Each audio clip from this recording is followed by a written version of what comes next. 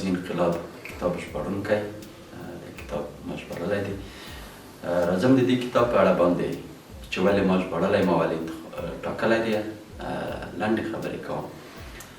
مخکې وختونو کې به په 15مه او 14مه پیړیو میلادي پیړیو په دې وختو کې به داسې خبرې کېدلې چې هر کتاب باید یو ځل ولوستل شي. په اوس عصر کې، په اوس وخت کې بیا دا خبرې داسې نه ده. اوس پوهان وایي او د نظر څښتنان وایي چې هر کتاب د لوستلو ارزښت نه لري. کتاب وټاکل شي، هغه ولوستل شي. لکه دوی داسې وایي چې کتاب موضوع لیکوال یې وخت یې خبرې په څه باندې خبرې کړي دي، د هغه مشخص کړي شي او هغه ولوستل شي. تر ټولو نه لیکوال مهم دی چې لیکوال د کوم دید، د کوم نظر څښتن دی، دغه مطابق ولوستل شي. اوس کتابونه ډېر دي. ما د برجوازي انقلاب څنګه انتخاب کړو، څنګه مې وژباړله او څنګه مې ولوستله، په دې اړه باندې لنډې خبرې کوم. 2 کاله وړاندې ما ته یو ملګری مې و د دې کتاب سافت کاپي ما ته راکړله او هغه ما ولوسته، خوښ مې شو. وخت نه مساعد کېده چې زه دا وژباړم. بیا خوشبختانه چې یا بدبختانه کرنټین شو، کرونا وایرس پیدا شو، نو د دغې نه ما استفاده وکړه، کور کې دا کتاب ما وژباړله. د دې کتاب پیل چې دی د ګډې ټولنې نه شوی دی، چې انسان ژوند پیل کړی دی. په ګډه ټولنه کې د انسان په ژوند باندې خبرې شي چې په دې وخت کې انسانانو څنګه ژوند درلوده. په دې وخت کې انسانانو ژوند مشترک ژوند درلودله، خواړه، ناسته ولاړه، ټول یو ځای وو. پلار و، مور و، ښځه او نر پکې نه وو، ټول یو انسان وو، ټولو ته په یو نظر باندې کتل کېدل. د دې نه بیا راځي خبره کېږي په د غلامۍ یا مریتوب په دوره باندې، چې د غلامۍ دوره، د مریتوب دوره په انساني ټولنه کې لومړنۍ دوره ده چې د ظلم، استبداد او د انسان د کاري ځواک نه غلطه استفاده اخیستل کېږي، پیل کېږي. په دې کې د انسانانو په ژوند باندې خبرې کوو، په دې ځای کې چې انسانانو څنګه ژوند درلودله، د څه شي نه استفاده کوله، څه پرمختګونه وشول او څه وروسته پاتې وشول. دا طبیعي ده چې ژوند تېرېږي، انسان پرمختګ کوي، د انسان ذهن، فکر، انسان خلق شوی داسې دی چې باید پرمختګ وکړو.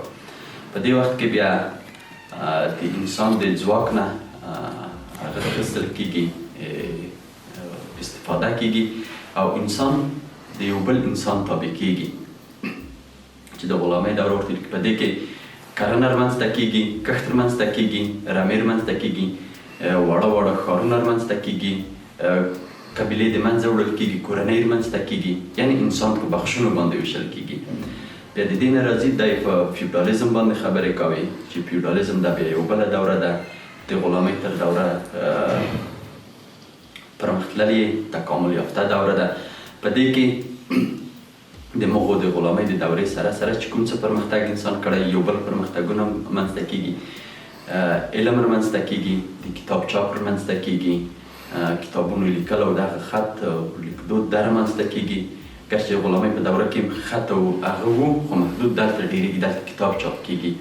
او فرق یې دغو سره دا دی چې د غلامۍ په دوره کې د انسان چې کوم چا به چې ډېر غلامان یا انسانان تر خپل ورکې لاندې درلودل، هغه به بادار و.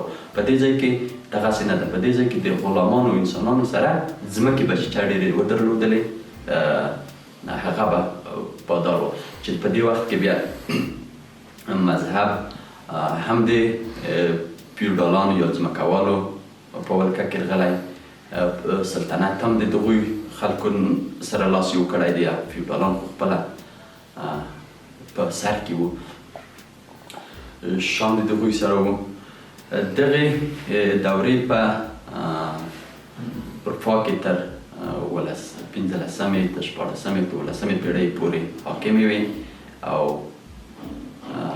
په دغه وخت کې د لومړی د دې په فیوډالي دورې پر وړاندې چې انقلاب وشو، په هایلند کې انقلاب وشوله، چې د برجوازي انقلاب ورته ویل کېږي، خو وړوکی و، ډېر غټ نه. وروسته چې د هایلند نه د انګلستان د برجوازي ستر انقلاب دی یا پرتمین انقلاب چې ورته وایي، چې دې انقلاب د نړۍ پر ټوله نړۍ باندې خپلې شعاوې واچولې. د انقلاب د ځان سره هم د بدګڼې درلودلې، اندېښې ګڼې درلودې، خو مثبت اړخونه یې ډېر وو. انسان یې د یو جبر یو ظلم نه خلاص کړه او انسان ته د انسان فکر او د انسان کرامت ته احترام وکړله او انسان ته پرمختګ زمینه مساعده کړه چې دا انقلاب په 1888 کال کې په انګلستان کې رامنځته شوله. د دې انقلاب هغه منفي اړخونه یې دا وو چې جنګ وشو، انسانان ووژل شول، خلک له منځه لاړل، ښارونه له منځه لاړل، ستر تمدنونه له منځه لاړل، تمدنونو ته ضربې ورسېدلې. او مثبت هغه یې دا و چې د انسان فکر ته احترام وشو او د انسان فکر آزاد شو. انسان وکولی شول چې پرته له محدودیته د هر څه په اړه باندې فکر وکړي او د هر څه په اړه باندې فکر وکړي او دغو مثبت او منفي نتایج راوباسي او د خلکو سره یې په ازادانه باندې شریک کړه. چې د دې نه مخکې هر څه د کلیسا په کنټرول کې وو. چا نه شوی کولی چې ووایي چې زه به یو مثال درته راوړم چې یو شاګرد ناست و کلیسا کې درس ویل کېدل او د شاګرد پاپ نه پوښتنه وکړه چې د آس څو غاښونه دي. هغه ورته ویل چې په کتاب کې راغلي چې د آس دومره غاښونه دي. یو بل شاګرد ورته ویل چې هلته آس ولاړ دی، راځئ چې وشمېرو چې د آس څومره غاښونه دي. لکه دغه چې ویل چې آس ولاړ دی، غاښونه یې وشمېرو، دغه کلک ته کلیسا جزا ورکړي چې ته ولې د کتاب خلاف خبرې کوي. چې کتاب ویلي هماغه باید پټو سترګو ومنل شي. یعنې د انسان فکر دومره محدود ساتل کېده. او دغه کلیسا د سلطنت او فیوډال سره لاس یو کړی و او دا خلک یې همدغسې ساتلي وو چې دغه انقلاب نتیجه وشوله.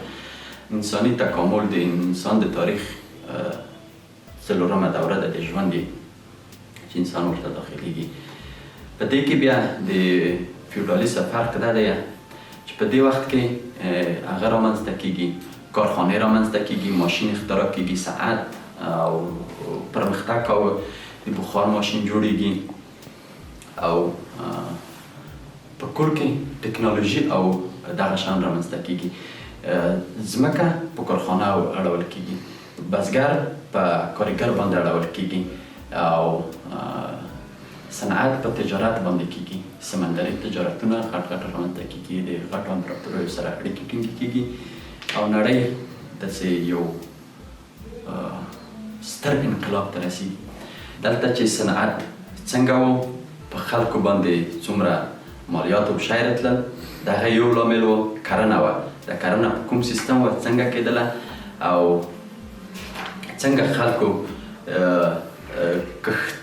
بزګران او کروندګران اړ شول چې انقلاب وکړه. سلطنت څه کول، کلیسا څه کول او فیوډال څه ورباندې کول. یو یې دا لامل دی.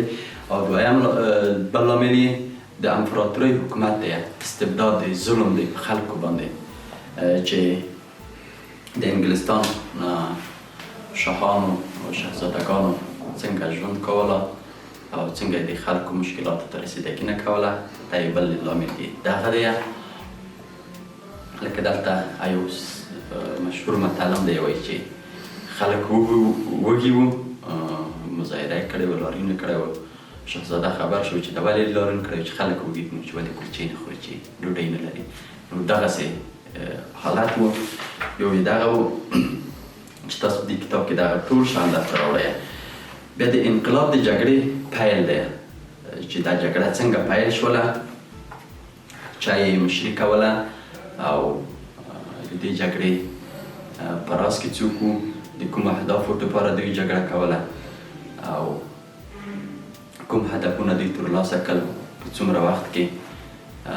په دې باندې تاسو دلته ټول هغه معلومات ترلاسه کولی شئ چې د انقلاب جګړه چې ده په 1840 کال کې پیل شوې ده، بالاخره تا 18مې پېړۍ پورې ته 18مې پېړۍ نیمایي پورې دغه جګړې موافقه شوې دي او انسان کوم څه چې غوښتل هغو ته رسېدلی دی. دا چې د انقلاب پیل په دې کې شوی دی وروسته انګلستان چې په هغه وخت کې د فرانسې او هالند نه دی په صنعت او تجارت او په هر څه کې پرمختګ یې وکړ. نو معمولا ده چې انسان خلق شوی داسې دی چې یو څه لاسته راوړي، نور نور نور نور لاسته راوړه. نو په دې وخت کې کولمب امریکا کشف که امریکا ته انګلستانیان ورسېدل. په امریکا کې دوی مستعمرې شروع کړې. بیا په امریکا کې دوی ظلم کوله، په استرالیا کې، په امریکا کې، په افریقا کې دغو ځایو ته ورسېدل.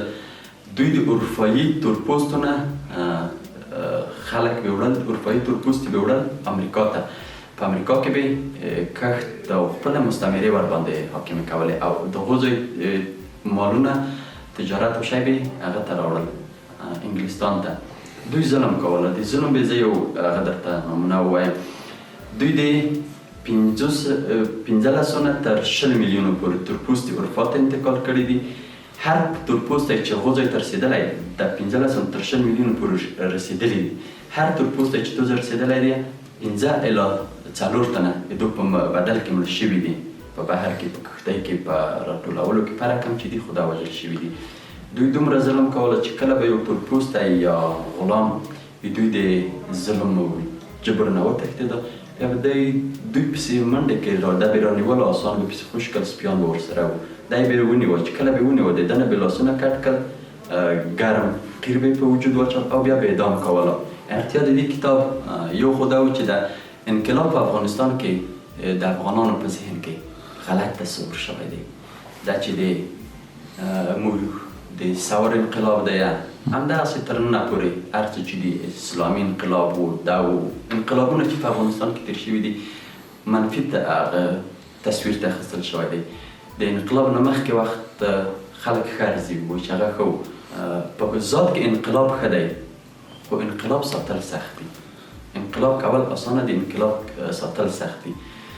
نو دا ما د دوی لپاره وژباړله چې انقلاب څنګه کېږي، څنګه پرمخ وړل کېږي او څنګه ساتل کېږي. لکه دغو خلکو چې کړی وطن اول شي، خپل اهدافو ته ژمنتیا او پرمختګ وشي. یو دا او بل په کل کې د هغه د کتاب د موږ د ټولنې سره، پښتني افغاني ټولنو سره هوبهو هماغه څه دي لکه په هغه وخت کې چې کوم څه وو نن موږ په هغو عصر کې یو.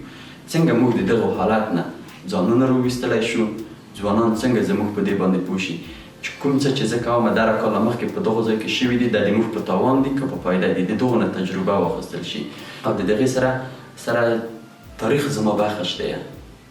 غواړم په تاریخ کې متخصص واوسېږم، بخش مې دی او پکې مطالعه کار ورته وکړم. دغه یې لاملونه. دا کتاب د اکسوس کتاب پلورنځي نه مننه کوم چې د ما صاحب پکې هر اړخیزه مرسته وکړله، خپلې مرستې یې رانه ونه سپمولې. په کابل کې دی مرکزیت تر ټولو ښه ادرس یې اکسوس دی. د اکسوس کتاب پلورنځي نه یې ترلاسه کولی شئ او په نورو ولایاتو کې کوم غټ او مشهور کتاب پلورنځي چې دي اکسوس کتاب پلورنځي د دوی سره ښې رابطې لري. د هغو کتابتونونو څخه دا یې ترلاسه کولی شئ او دې کتاب ته لاسرسی پیدا کولی شئ.